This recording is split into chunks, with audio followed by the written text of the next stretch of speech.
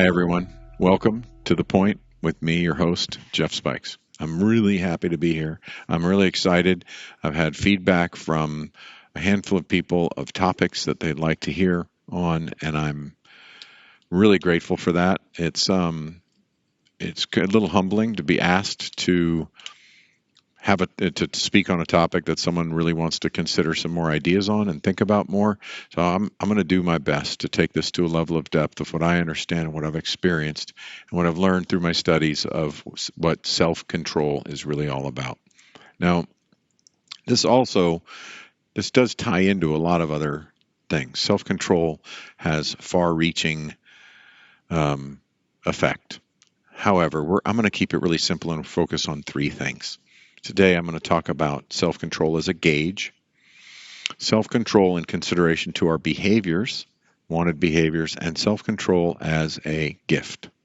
A fun little anecdotal story, thinking about elephants and thinking about three people asked me, man, and I had a podcast where I mentioned self-control, and one of the clips talked about self-control, and that turned into a couple of people. Three, actually. I think there was more, but there were three specific ones that got my attention and said, man, I'd like to hear more about that. So one of them was, did you do an entire podcast on self-control?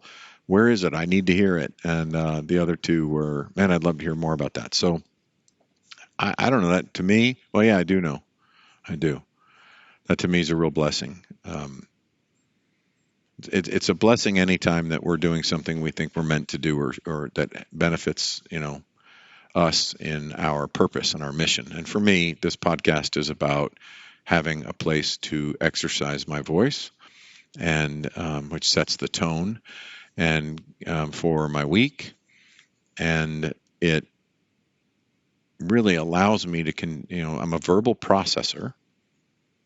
And it really allows me as a verbal processor to move away from processing and into configuring and communicating what I process. If you're a verbal processor, don't be surprised if you have caught yourself verbally processing in inappropriate environments. When you're meant to be teaching or listening or really collaborating or something else. Those are not always the times to verbally process. So as we learn to leverage our strengths and show up with the best of ourselves, verbal processing is a strength, and I've learned to use it as such. So here, this allows me to use my strength and verbally process where I need to, how I need to then also move forward and learn to communicate and the point. So get to the point and do it quickly. So here I go. So with three people telling me that, there's this anecdotal story I have about being told you look like an elephant. And I used to say, this is a story I used to use all the time about how to receive feedback. And self-control is a little bit related. I'm going to stretch to say it's related because oftentimes we get feedback and we're reactive. We don't like what people are saying to us, or we get upset, or there's reasons to have, depending on what the feedback is, to have some kind of a reaction to the feedback. And that is a level of self-control if we want to be who we want to be. Carl Jung has a lot of quotes out there, but a handful of them all say something very similar, which is know what you want or the world will tell you what you want. Know who you are or the world will tell you who you are. The universe, your surroundings and your circumstances will give you something. We talk about that on the show a lot, that if you end up somewhere, it's because you didn't intentionally work to get there. So if you want to intentionally get somewhere, let's get intentional, right? So self-control plays a role in that, because if we can exercise self-control, we can move forward. So back to this anecdotal story. If somebody ever tells you that you look like an elephant, blow them off, because that's ridiculous. Elephants, have feet that are this big around, and they have trunks, and they have really thick gray skin, and anyway, none of those apply. But if two people tell you look like an elephant, it's something to think about. Like, really? What the heck's going on with me, right? Number three, third person tells me I'm an elephant. I look like an elephant or I am an elephant, I'm checking my nose for a trunk. I'm just saying. So have fun with that as you will. 3 people have asked me to do this podcast and on self-control, and that's what I'm doing. So here's what we're going to focus on today. This is what you can expect to get, and this is what I hope you take away and use to benefit you in your life, or reach out to me with questions on or whatever so we can have more collaboration. But number 1, self-control as a gauge. Number 2 is self-control as it relates to our behavior. So the typical things we think about with self-control when we behave one way or the other and we have a difficult time choosing or showing up in the way that we would like to. And behavior also covers, can I keep myself from eating sugar one day? Or if I do a fast, do I have the ability to self-control and not eat for the day, and live up to the commitment I made to do a fast? Then the next is self-control as a gift.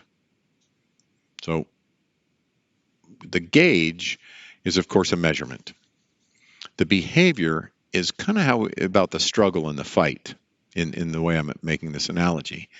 And the struggle and the fight, you might have heard before, man, the struggle is real. And that may be true. The struggle, I've said that before, the struggle is real. And what if that's not true?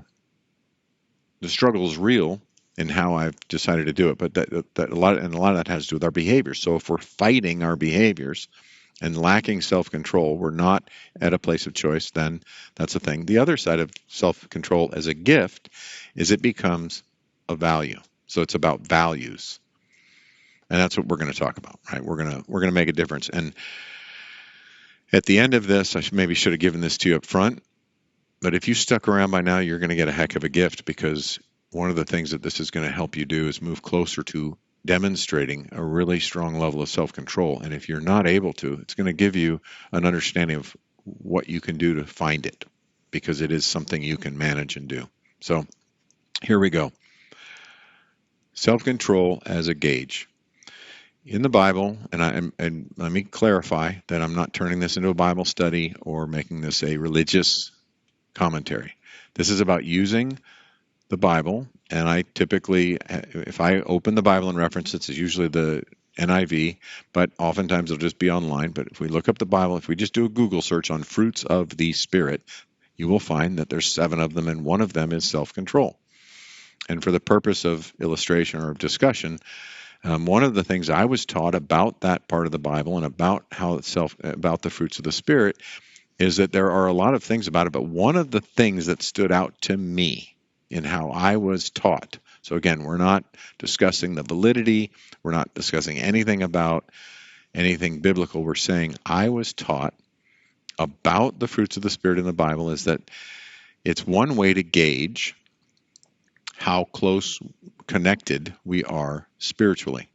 So to me, that means a lot of things, and everyone has a right, in my opinion, to have their own conception and understanding of what these things are for themselves. We're not arguing the validity of anything. I'm saying everyone has the freedom and the right to develop their own relationship to the information about spirit and spirituality and all those things.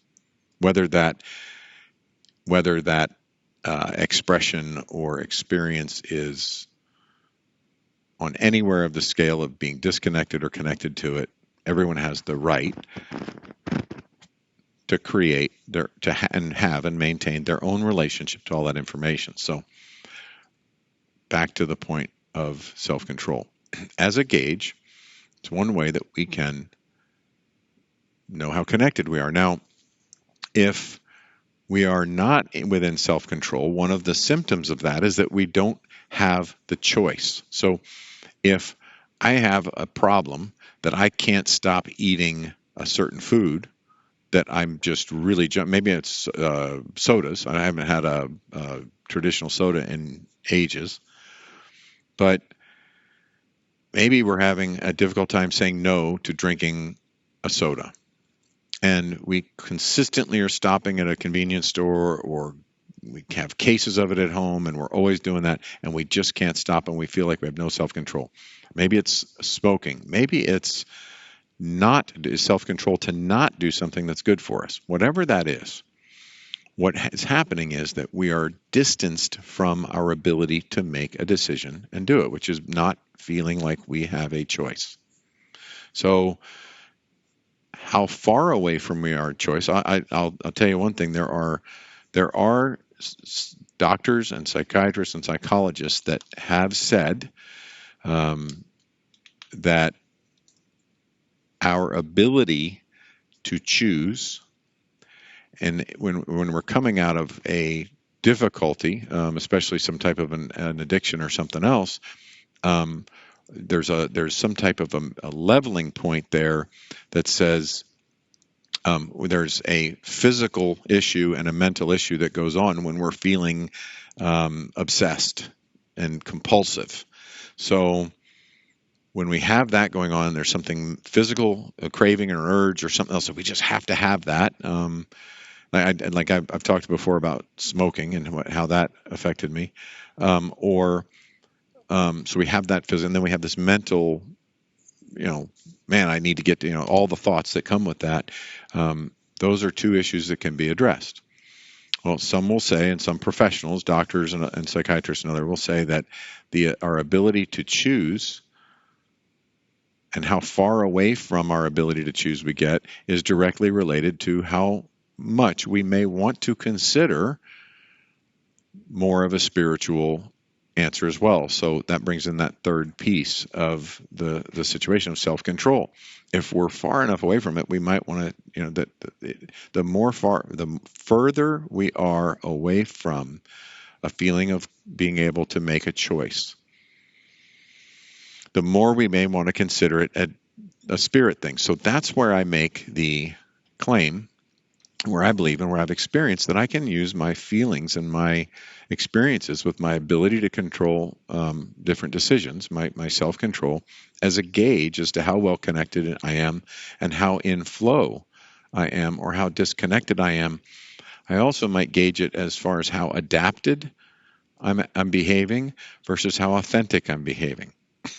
With trauma histories and a handful of other things, it's simple for all of us. It's not just about trauma histories to show up adapted.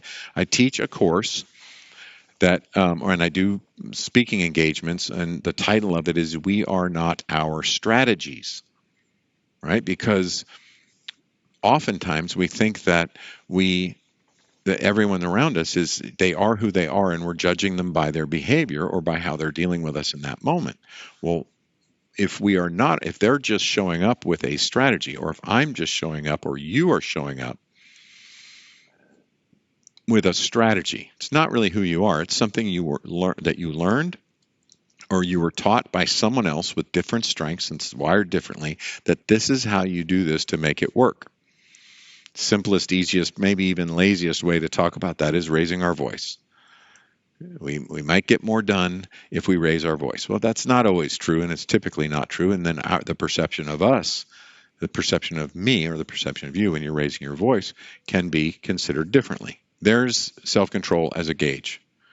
We want to kind of sit back and review and think about how much self-control do I have. Now, we can get into another podcast. We could go many, many sessions into stuff like this, right? Because now there's self-control of our thoughts, self-control of our words.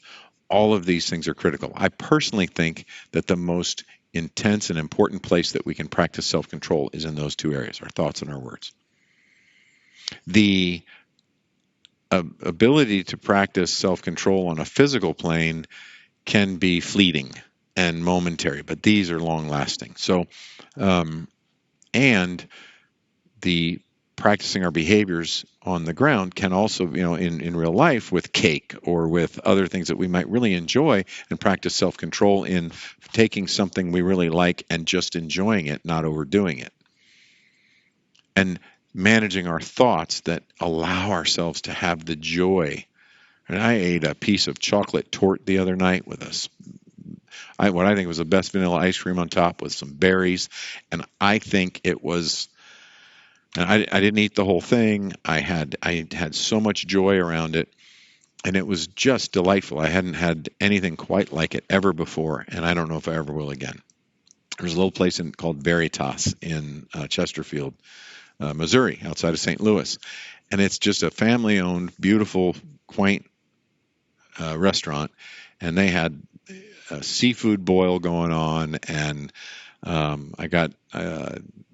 forget what else I had. That seafood boil was amazing. And on Wednesday nights is the only night they do burgers, and I could have gone to town and had a hamburger and done all these things, but I got some part of it. I got some seafood boil. I had part of a burger to taste it, and I had some good protein that was what I wanted to eat because that's where I was at on my plan. And then they shared with us this idea of this torte. They brought it with a French press of amazing coffee, and I just had an intense amount of joy. There could have been a day when self-control was difficult where I would have abandoned the gym. I said to heck with it. I might as well eat however I want to the rest of this, travel journey or whatever. And that doesn't have to happen, right? Because I was able to level set. I use that as an opportunity to say, okay, I'm doing pretty well on self-control today. And then we can move later to the gift of where we have gratitude. And we think about how amazing life is. And we learn to use that to visualize and use those experiences to then carry them forward and visualize. So, okay, that's one thing. Now let's get into behavior. So that's using it as a gauge. When we move into using it as a behavior or discussing self-control as a behavior, now we're back on the ground a little bit and talking about the fight, the struggle, and the ebb and the flow to it, right? So self-control is something we can practice. And when we're talking about using the best of ourselves, it can be pretty amazing. When we're looking at using our strengths and moving forward in that way, self-control can become a testing ground, basically, right? We can literally use things like a chocolate torte, to test our ability to make a choice of what we're going to do. And if we start shifting our energies towards thinking about experimenting with what our behaviors are, what we do versus what we want, we can find ways to live and behaviors and things that we can do that can really help us round off and balance off life in general and decisions we make, and probably have a much more fulfilling life and have a little less, if not a lot less. Like, imagine it could be maybe even none of these extreme thoughts of all or nothing. Right? So we may not have a well-balanced, amazing, easy, smooth life all the time. We may not have that balanced, easy, smooth life every day. But when we begin to experiment with self-control, putting ourselves in situations to manage and to control and release and let go, right? Because self-control isn't all about gripping tight. That's where the fight is. Self-control is oftentimes about learning to release. If we're always at choice, consider this. No matter where you are right now, if you're hearing this, even if it's in one ear and you're at the grocery store and you can barely hear me, this is a good time to stop. Maybe you're at the gym and you're full on listening. You're on a treadmill, whatever. Just take a second. You don't have to stop walking on the treadmill or running or whatever you're doing. If you're driving, just take a second to really consider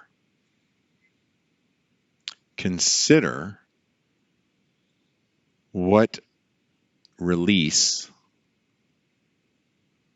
of something we want to grip really feels like.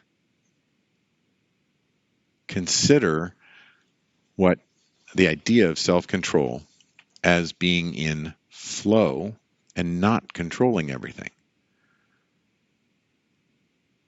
Right? Can just take a second with that.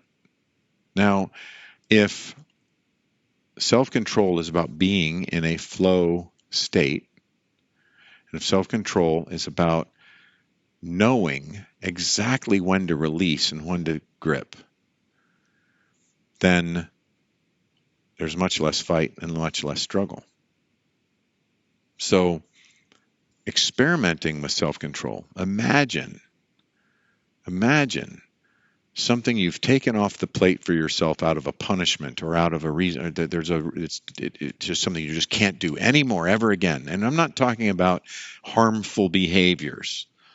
If there's a lot of issues with opiates and other things, we're not going down that road of, go ahead and try and practice self-control with an opiate. I don't want to even go down that road. We are all safe and happy and healthy, and we're not having issues and problems there, right? We are in full health and wellness with these things. So we're not talking about experimenting with that. But let's say that that's an issue. Let's say that you're having an issue with opiates, that's a challenge for you. You keep going back and forth with opiates of some way. It happens to anybody it could happen to. And we're not going to go down that road either. This is not meant to become just about that. But think about this. If you want to come back from having a problem where you're feeling these things of a lack of choice, and it's about behavior, and you're really fighting, instead of fighting about whether or not you want to take an opiate, use it over something else and practice something you really love, and move back and forth with practicing different ways of moving towards practicing self-control with other things that are just as, in your mind, attractive. Because a lot of things that we fight with, if we don't know how to do it in good with all levels of things, then we're really going to lose it when it's something that can be super harmful. So when I'm talking about practicing, I'm talking about practicing with things that aren't super harmful. Now, I said that about opiates. What if opiates aren't the issue? What if you have some type of other issue in your body and sugar is truly the enemy? I know people that if they eat sugar, they're in pain for 3 days for whatever reason. So we don't practice, right? We don't practice with things that harm us. We practice with something that would help us.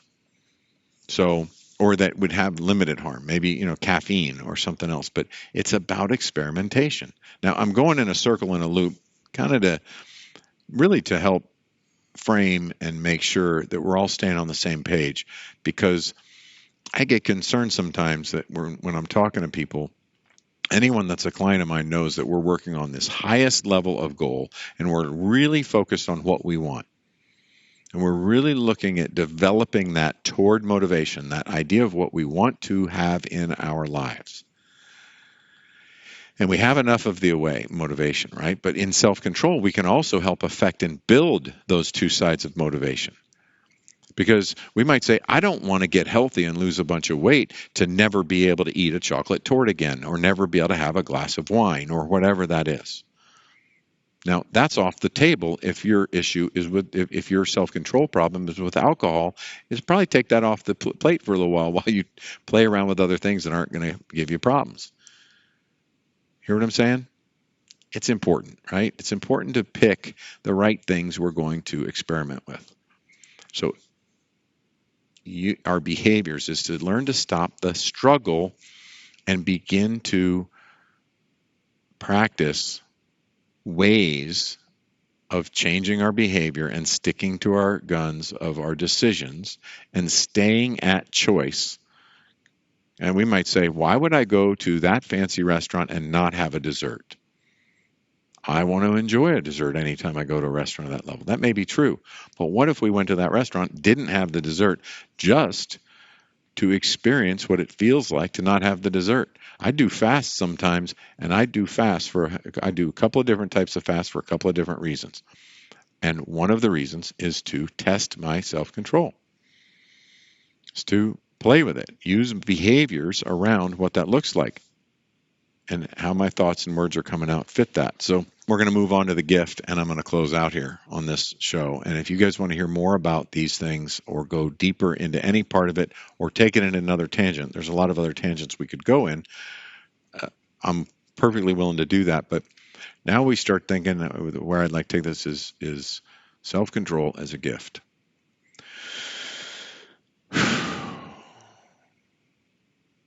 Once you've practiced, and maybe you can just get there. What if we could just know we're really good at doing all the things we need to do? And what if we just received and accepted the gift of self-control and that connectedness to the universe and our purpose in it and how we connect to ourselves and others? And we practice the self-control to release and get rid of the negative thinking or anything else that's happening that would keep us separate from that. And we visualize.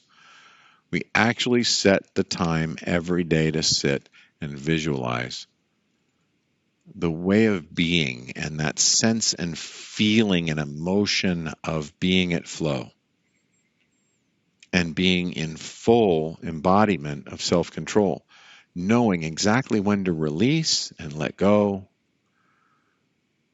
and stay at choice and when to hold on and keep something close and sacred. Very important in using our strengths. I believe this has been developed more than any time before, doing two things, and that's focusing on my strengths, because it takes a great deal of self-control to manage the best of you. Like it takes a very steady hand to use a scalpel in a delicate surgery or do really minute surgery. Like that small, where you need a microscope to get in there. It's really important when it comes to using our strengths. It just naturally kind of flows. So there, and also in my physical well-being, as far as maintaining physical activity and maintaining nutrition. Those are the areas where my ability to learn and experience things about self-control is probably where it is the best. Now, that being said, I've had issues and problems and challenges with compulsive behaviors as well from when I was young. And maybe I got my start in learning how to move away from those things. But where I really honed the skill, like self-control to stop doing something, I could do with a hammer pretty easily. I could just yell at myself like a drill instructor and be done. And I have a great deal of self-discipline in that way. I'm just grip on to an idea. I can use my ability to develop a belief about something, and then I will just, that's it. I can do it really well. And it looks like discipline and it looks like self-control, but it's really a different type of control, right? It's really more of a gripped, tight, controlling, forced fight, and which can become exhausting. But we're talking about this gift. Self-control as a gift. What if we just breathe in and accepted that everything we need is within us, and that we already know what's best for us, and that we naturally flow towards those decisions. Just taking the time and using our time to develop the largest possible vision of ourselves and envisioning what that looks like, that feels like. And if we don't know what it feels like, going out and trying to learn what it feels like by putting ourselves in new situations, man, when we do these things and we really spend this time, then we can really sink into the idea that self-control is part of our way of being. It's just part of our way of being. We flip to the other side and we get bogged down with this idea where we're fighting again. And it's like all the thoughts that keep bringing me back to the idea that maybe I should be able to do this, that man, why can't I still do that? A person with a broken leg that wants to run down the court and play basketball. Stop. You can't. You keep doing it, you're going to hurt your leg. You're never going to play basketball again, kind of thing. Stopping. So I really think about this idea of hearing when we want to fight and breathing into the idea that it's a gift. The more we can envision the gift, the better. Now, talking about having that highest level of thought and belief and understanding of what we want, because in that we can then easily find the values we have, what we're valuing in that, and we know what values we want to portray, and we know how those values are affecting us moving forward. So, and those values can guide our decisions, which help us feel more self-control. And at some point, this all comes full circle and does this. What if we could have all of this happen that fast? When we have self-control happen that fast, when we suddenly just are in that place where we realize we're not struggling anymore with certain things, we can see it as a gift, and that can anchor and really cause us to find more opportunities to be a choice, because it laterally moves to all these other areas of life. It laterally moves to all other areas of life.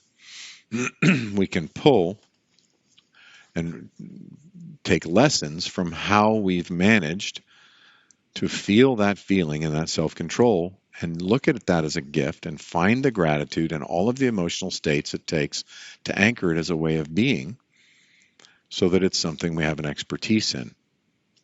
So self-control, you have the opportunity to move whatever state you are in with an understanding of self-control. Evaluate it. Really look at it as a gauge of how close you are to being connected to that flow state. Look at the behaviors, and we can very quickly move into where it's a gift of knowing that we already have it. So that's my take on self-control. If you want to discuss self-control on a deeper level, if you want to do some individual work on managing self-control, you know how to find me if you're on this podcast, and I feel confident about that. So I look forward to hearing from you more, and I will see you guys on the next show. Thank you for joining us for another amazing episode of The Point with me, Jeff Spikes. The greatest compliment you could give me is liking, loving, and sharing this episode with all your friends. So please, if you're on Spotify, iHeart, or iTunes, leave a 5-star rating and review. If you're on YouTube, like and subscribe. Make sure to tag me. I love hearing from you, the listeners of this show. The links for all my social and iTunes are in the show notes. Also, if you'd like to engage with me in anything related to my coaching, consulting, speaking, or programs, please visit jeffspikes.com for everything you would need to know to engage with me offline. And lastly, thank you for your time, your attention, and your consideration. This is The Point.